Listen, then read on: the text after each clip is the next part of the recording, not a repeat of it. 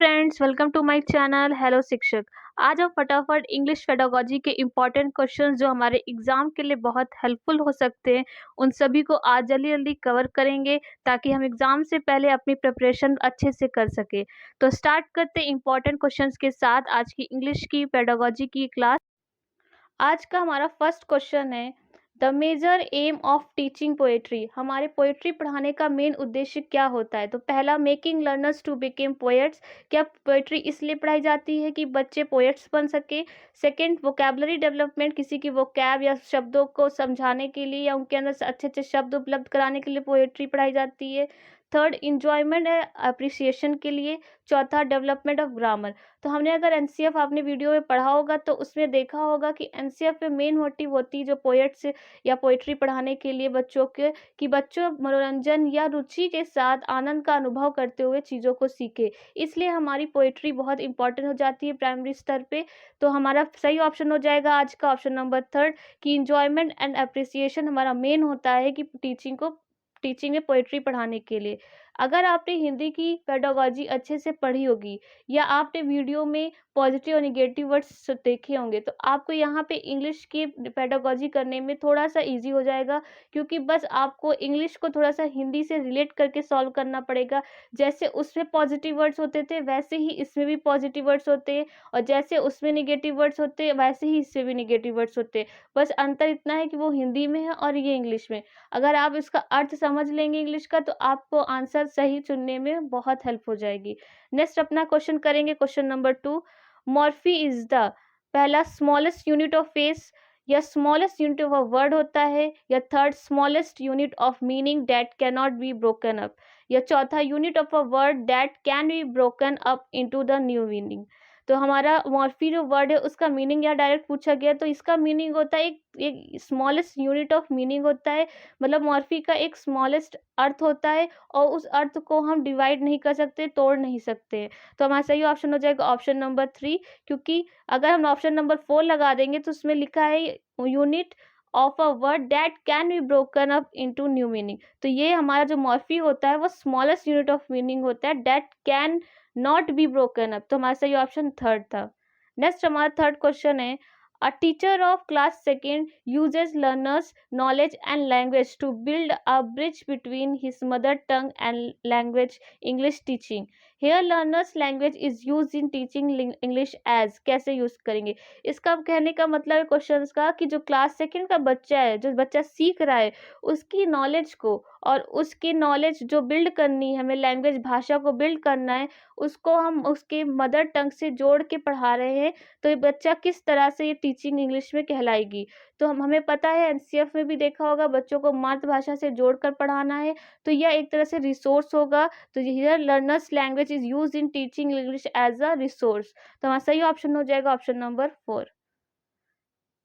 Next question number 4 है BICS stands for. बिक्स का आज से फुल फॉर्म पूछ लिया जाता है। तो पहला होगा बेसिक इंटरपर्सनल कम्युनिकेटिव, या bilingual integrated content and syllabus, या bilingual interdependent course and syllabus, या basic inter related communication strategies. तो हमें पता है बी का जो फुल फॉर्म होता है वो बेसिक होता है, तो यहाँ पे बेसिक होगा तो बाइलिंगुअल हमारा थर्ड और सेकंड ऑप्शन कट हो जाएगा।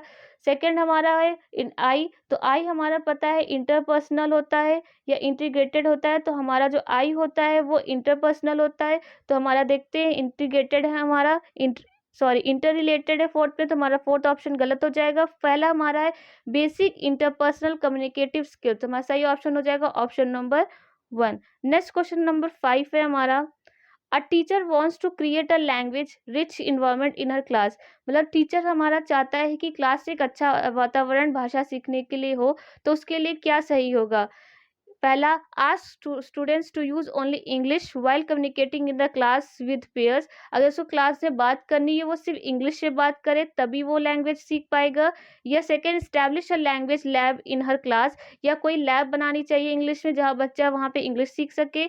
या third, motivate parents to buy language games and activities, या पेरेंट्स को बोला जाए कि आप घर पे बच्चों की भाषा या नई लैंग्वेज इंग्लिश सीखने के लिए अच्छे अच्छे गेम्स लाइए या फिर कुछ एक्टिविटीज़ कराइए। या fourth, provide an opportunity where the language is seen notice and use by children, या कोई चीज़ अपॉर्चुनिटी देंगे या चीज़ें उपलब्ध कराएँगे बच्चे, जिससे उसको देख कर, सीख कर या करके अच्छे से वो लैंग्वेज को सीखते जाएँ। तो आप देख रहे हैं कि हमारा सही ऑप्शन हो जाएगा ऑप्शन नंबर 4, कि बच्चों को अपॉर्चुनिटी देनी चाहिए कि वो तरह-तरह, अलग-अलग तरीकों से भाषा को सीख सके। ना कि उनके लिए कोई लैब बनाई जाए या ना कि उनके ऊपर जोर डाला जाए कि आप इंग्लिश में ही बात करिए, ना ही अभिभावक या पेरेंट्स से बोला जाए कि आप जाइए इंग्लिश में कुछ एक्टिविटीज़ कराइए या फिर ये सब चीज़ें उन पे जोर दिया जाए। तो हमारा सही ऑप्शन हो जाएगा option number 4। Next question number 6 है हमारा, literature for children is considered as an reading. पहला, inspirational source of, second, additional burden on, या थर्ड, ऑथेंटिक सोर्स ऑफ, या फोर्थ, हिंड्रेंस मटेरियल फॉर। तो हमारा literature for children is consider as an authentic source है, तो हमारा सही option हो जाएगा ऑप्शन नंबर 3। क्वेश्चन नंबर 7 है हमारा, which one of the following is not form of literature for children. पहला, tales of heroes and of history, second, picture books, third, treasures, या फोर, मिथ्स एंड लेजेंड्स। तो हमारे किसी भी बच्चे को जो हमारी लिटरेचर होती है उसको सिखाने के लिए कौन सा सोर्स नहीं है। तो हमारा पता है हमें कि बच्चों के लिए टेल्स ऑफ हीरोज़ की जो हमारे देश के हीरो हैं उनके बारे में, देशभक्ति के बारे में चीज़ों को बता के बच्चों को चीज़ें सिखाई जाती है।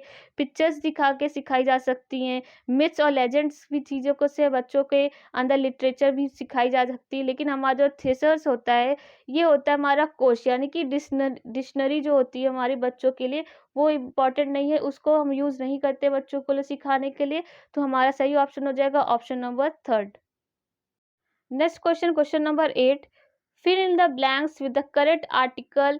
Yesterday I saw dash European riding on dash elephant. तो हमें पता है कि वॉवेल्स के आगे हमारा वो आर्टिकल लगता है, लेकिन आप यहाँ देख रहे यूरोपियन, यूरोपियन को लिखने के लिए हम यू लिखते हैं यूरोपियन, और एलिफेंट को लिखने के लिए हम ए लिखते। तो ये हमारा या हमारा स्वर नहीं, अगर आपने हिंदी में 11 स्वर पढ़े होंगे तो अब इससे बहुत ही आप अच्छे से आर्टिकल लिख सकते हैं। अगर आपको सीखना है तो आप कमेंट बॉक्स में बताइएगा, आपको हम आर्टिकल अच्छा से वीडियो बना के दे देंगे जिससे आप हिंदी से जोड़ के इंग्लिश के आर्टिकल्स को पहचान सकेंगे। तो जैसे आप हिंदी में अगर यूरोपियन लिखना हो तो आप यू लिखेंगे, या और छोटे की मात्रा, और आप अगर आपको एलिफेंट लिखना हो तो आप ए लिखेंगे। तो ये हमारा क्या होता है, स्वर होता है, यानी कि वॉवल्स होता है हिंदी में हमारा, या तो होता नहीं है। इसलिए यहाँ पे देखिए यूरोपियन आ रहा है, इसलिए यहाँ पे तो वॉवल लगेगा नहीं, लेकिन एलिफेंट के आगे वॉवल लगेगा। तो हमारा क्या हो जाएगा, यहाँ पे एन नहीं होगा, यहाँ पे ए हो जाएगा, और यहाँ पे लगना है इसलिए एन हो जाएगा। तो यहाँ कौन से ऑप्शन में हमें ए कॉमा एन मिल रहा है,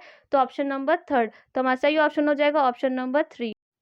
नेक्स्ट क्वेश्चन है हमारा, चूज द करेक्ट सेंटेंस। पहला, please describe of the story, please describe about the story, या प्लीज डिस्क्राइब द स्टोरी, या please describe to the story. तो हमें पता है ऑफ और टू हमारा सही नहीं होता है, किसी भी डिस्क्राइब करने के लिए उसके साथ टू और ऑफ का यूज़ नहीं करते हैं।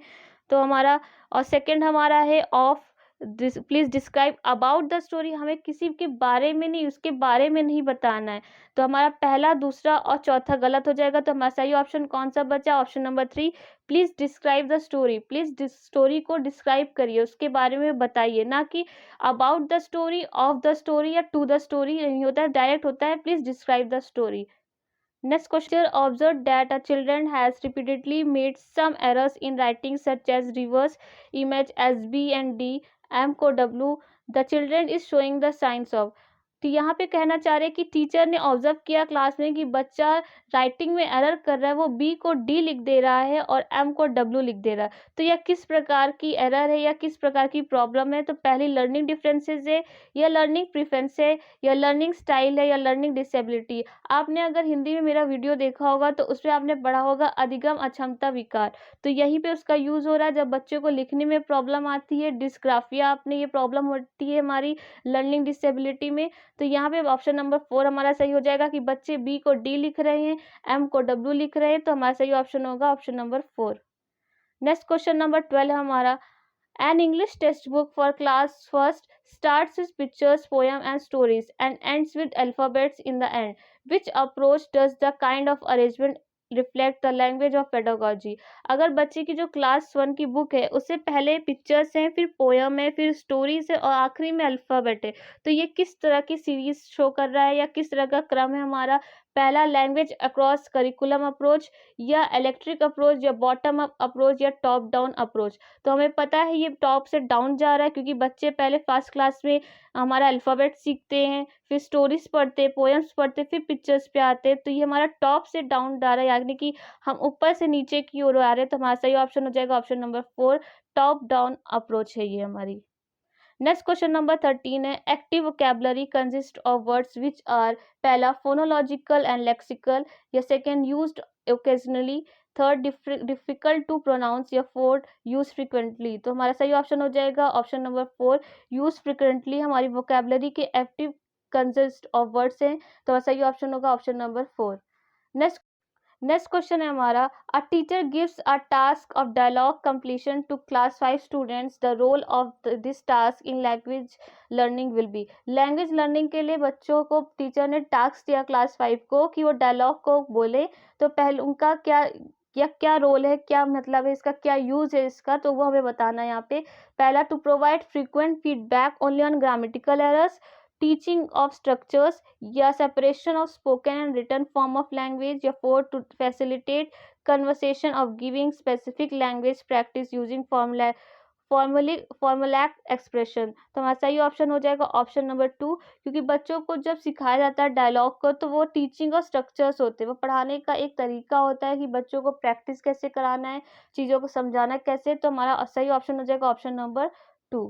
नेक्स्ट हमारा आज का लास्ट क्वेश्चन है, a teacher is telling a story with action and gestures to class 3rd students, after this she asked them to draw pictures on the story in groups. Why do you think she asked them to draw picture on the story? She wanted to see the participation of children while drawing. She wanted to access their coloring and drawing skills. She had completed her lessons as per lesson plan, so she engaged them in drawing. She wanted to access their comprehension of the story. तो बच्चों ने यहाँ पे कहा गया, a teacher is telling a story with action and gesture to class 3rd student. बच्चों को जब टीचर्स क्लास में पढ़ाते हैं तो एक गेस्चर, एक हाथ के एक्शन से, एक एक्टिविटी को हाथ को दर्शाते हुए कि अगर कुछ भी पढ़ा रहे, मान लीजिए कोई जंगल की स्टोरी आप पढ़ा रहे तो वो जंगल की तरह ही बड़ा दिखाते हैं कि जानवर है बड़े बड़े, तो गेस्चर के साथ पढ़ाते हैं। After this she asked them to draw pictures on the story groups. तो उन्होंने उसके बाद बच्चों से बोलते हैं कि आप स्टोरीज की पिक्चर्स बनाइए। तो उनका मेन मोटिव क्या होता है बच्चों से कहने के लिए, तो उनका मेन मोटिव होता है she wanted to access their compression of the story. वो अपने तरीके से कैसे चीज़ों को समझे हैं, उसको समझाने के लिए या इसको समझने के लिए टीचर बच्चों से कहता है। तो हमारा सही ऑप्शन हो जाएगा ऑप्शन नंबर 4। तो ये थे आज के पंद्रह पेडागोजी। अगर आपको ये क्लास अच्छी लगी हो तो आप लाइक शेयर कमेंट ज़रूर करिएगा। ऐसे ही हम आपके 10 दिन में अच्छे से प्रैक्टिस करा देंगे। जो भी आपके छोटे-छोटे टॉपिक रह गए हैं उनको भी हम पढ़ा देंगे। तो आप पढ़ते रहिएगा, पढ़ने में पीछे ना रहिएगा, बस प्रैक्टिस ज़रूर करिएगा। तो थैंक यू।